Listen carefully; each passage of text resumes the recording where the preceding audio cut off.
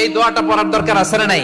সকালবেলা যদি পড়েন 3 বার, সারাদিন তারা আপনার জন্য মাগফিরাতের দোয়া করবে। আর ওই দিন ইন্তেকাল করলে আল্লাহ তাআলা শহীদ হিসেবে আপনাকে কিয়ামতের দিন দাঁড় করাবে। আবার সন্ধ্যাবেলায় যদি পড়েন, সারা রাতের জন্য 70,000 ফেরেশতা মাগফিরাতের দোয়া করবে। ওই রাতে মারা গেলে শাহাদাতের মৃত্যু নসিব হয়ে যাবে।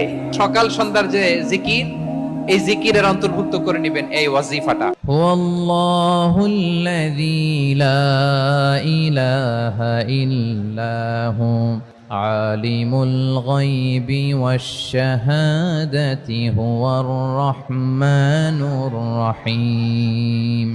والله الذي لا إله إلا هو الملك القدوس السلام المؤمن المهيمن العزيز الجبار المتكبر